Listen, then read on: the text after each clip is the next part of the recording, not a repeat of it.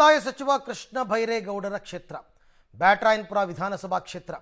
ಈ ಏರಿಯಾದ ದುಸ್ಥಿತಿ ಹೆಂಗಿದೆ ಅಂದರೆ ಮೊನ್ನೆ ಒಂದು ವಿಡಿಯೋ ಹಾಕ್ಕೊಂಡಿದ್ರು ಕೃಷ್ಣ ಬೈರೇಗೌಡರು, ಈ ರೋಡ್ ಸರಿಪಡಿಸ್ಕೊಡಿ ಅಂತ ಅಂದ್ಬಿಟ್ಟು BBMP ಅವರಿಗೆ. ಇನ್ನೂ ಒಂದಷ್ಟಿದೆ ಮೈ ಜುಮ್ಮನಿಸುವಂತಹ ದೃಶ್ಯಗಳು. ಒಂದು ಕಡೆ ಕಪ್ಪೆಯನ್ನು ನುಂಗುತ್ತಾ ಇರೋ ಹಾವು, ಮನೆಯೊಳಗೆ ಉಕ್ಕುತ್ತಿರುವ ರಾಜಕಾಲುವೆ ನೀರು, ಮನೆ ಒಳಗೆ. ಅಬ್ಬಬ್ಬ, ಬೆಂಗಳೂರಿನ ಏರಿಯಾ ಒಂದರ ದುಸ್ಥಿತಿ. ಇದಕ್ಕಿಂತ ಬ್ರ್ಯಾಂಡ್ ಬೆಂಗಳೂರು, ಉದ್ಯಾನ ನಗರಿ, ಸಿಲಿಕಾನ್ ಸಿಟಿ ಅಂತೆಲ್ಲ ಅಂತಾರೆ.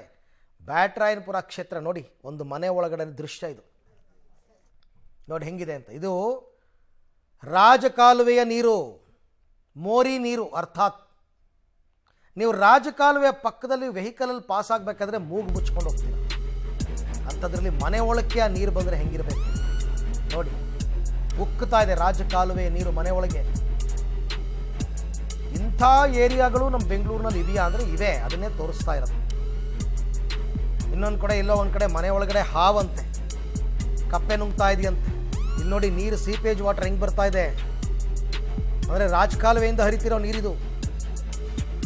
ಈ ಮನೆಯವರ ಅಥವಾ ಇಲ್ಲಿ ಸುತ್ತಮುತ್ತ ವಾಸ ಮಾಡೋರ ಪರಿಸ್ಥಿತಿ ಹೆಂಗಿರಬೇಕು ಅರ್ಥ ಮಾಡ್ಕೊಂಡು ಹೋಗಲಿ. ಏನು ಕಾವೇರಿ ನೀರಾ ಹಿಡಿದಿಟ್ಕೊಳ್ಳೋಣ ಅಂದರೆ ಮೋರಿ ನೀರದು,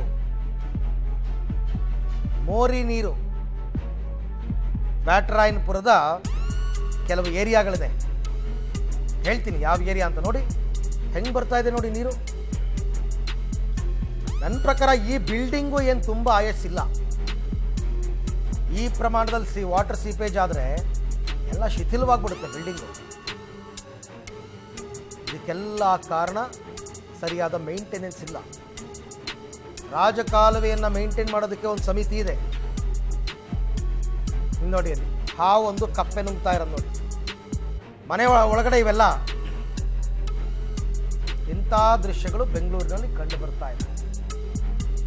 ಅತಿ ಕೆಟ್ಟ ಪರಿಸ್ಥಿತಿ ನಿಜಕ್ಕೂ ಕೂಡ ಇದೆ. ವರ್ಷ ಇದೇ ಗೋಳಾಗ್ತಿದೆ ಸರ್. ಮಕ್ಕಳನ್ನು ಮರಿನ ಇಟ್ಕೊಂಡು ಕೆಲ್ಸಗಳಿಗೆ ಹೋಗ್ದಿರಾ ಮನೆಗಳಲ್ಲಿ ಹಿಂಗೆ ಕೂತ್ಕೊಂಡಿದ್ರೆ ನಮ್ಮ ಜೀವನ ಹಿಂಗಾಗುತ್ತೆ.